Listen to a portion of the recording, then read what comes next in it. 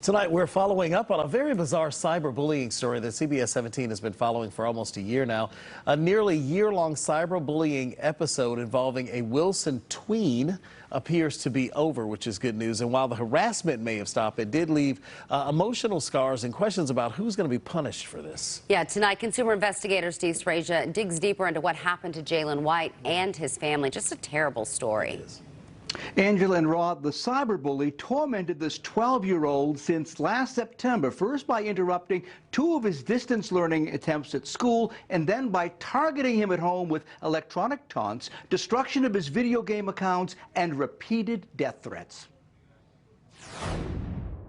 He had to go to therapy sometimes twice a week. He had to go through therapy because it was weighing on him so bad. The cyberbully preyed on the sixth grader. Starting in September of 2020, he began sending death threats to Jalen White as part of the interruption of the youngster's distance learning. It continued unrelentingly with threats and torments until last week. The bully would interrupt the family's Netflix feed whenever he wanted. It really bothered him. And one day when they sent the message, if you kill yourself, I'll stop.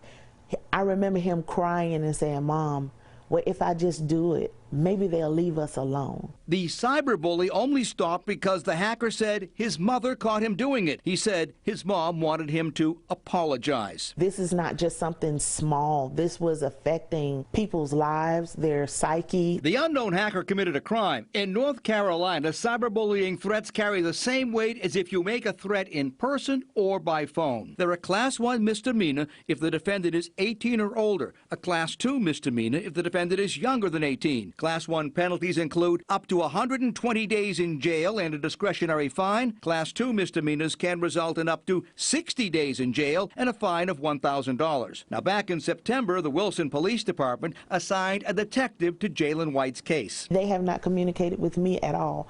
I don't know what's going on with the investigation. Yesterday, I went to the Wilson Police Department to speak with the detective assigned to the case. He was not available. In a subsequent email, I outlined the latest developments in the case, asking, where does the investigation stand? I also wanted to know, now that somebody has confessed, will efforts be made to locate this individual?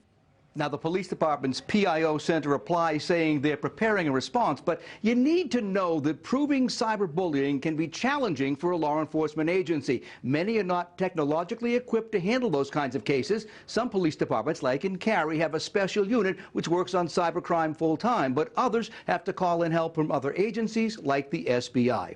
Working for you, I'm consumer investigator Steve Sprasia.